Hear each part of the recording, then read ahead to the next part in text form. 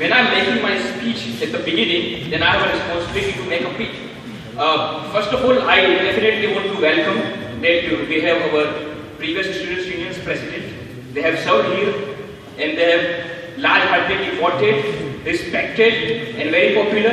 I want to take name that Farooq Khan Sahab. Please put your hands together. Thank you very much. Abu Khan Farooqi Sahab, Abdul Hafiz Gandhi Sahab. And we have Khalid Bhai.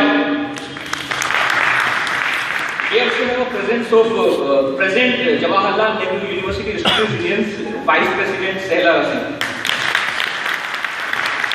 We welcome you all. We students community know what minority character means to us. We everybody knows the history of this minority character. Since beginning of the Mohammedan Anglo-Oriental College, we know this university belongs to the Muslim community. In 1920, the Parliament wrongfully put that word that Parliament established Aligarh Muslim University. Later in 1967, Supreme Court got confused about that established word. In 1981, Parliament told the Supreme Court that okay, you are confused with this established word, we are keeping it up. We made it established Aligarh Muslim University, not by Parliament, but Aligarh Muslim University is established by the Mohammedan Anglo-Oriental College founders. So that's why Aligarh Muslim University's Act has an annexer that has 124 founder members.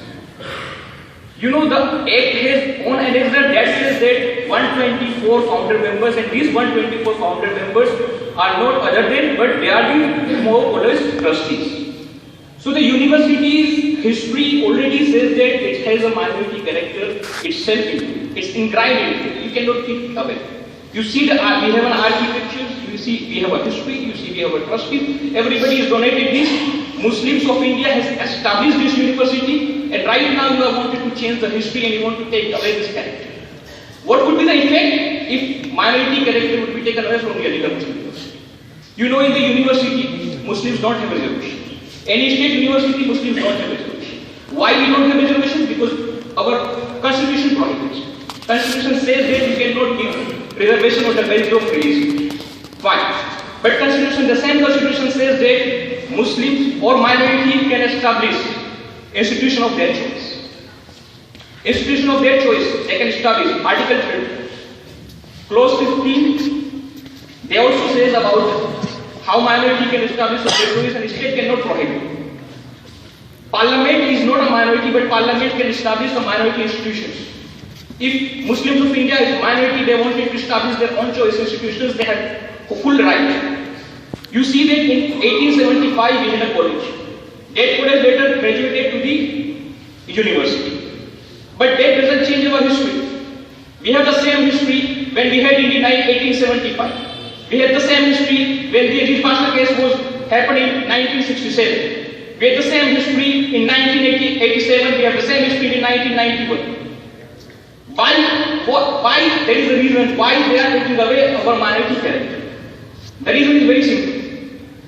The only reason that we can articulate is that the minorities, particularly Muslims, Sachar Committee report says that our status educationally, economically, they are as comparable as the status from scheduled castes and scheduled tribes in India has. So minority wants their own share, their fair share, their just share in the academic institutions, but they are not getting that fair institution share. Universities like Jamia Millia Islamia, Aligarh Muslim University, they have this kind of provision. We have very small university. You see, Aligarh Muslim University's corpus is only around 50 crore rupees corpus.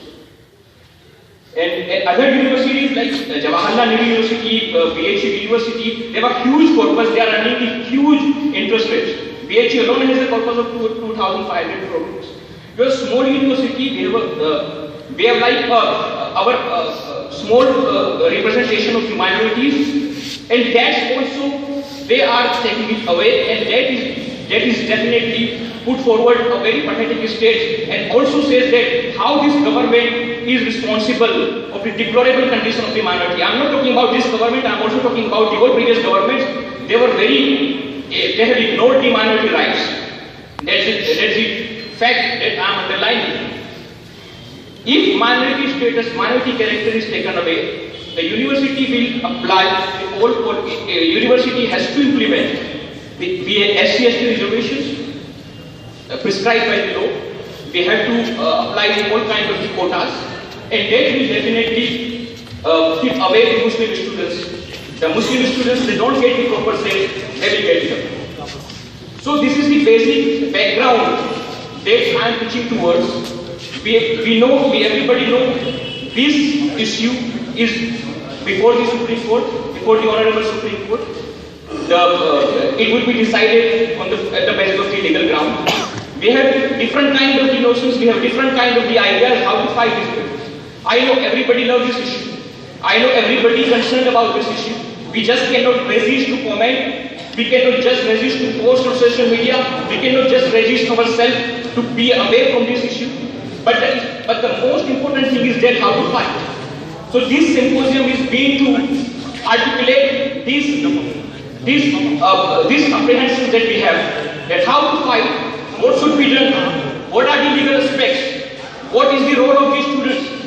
We have the eminent speakers, we have the leaders who have served this university, we have leaders who are elected from the overwhelming majority. This leader has a role today to tell you, to advise you, what is the role that we students have, how we can fight this battle, how we can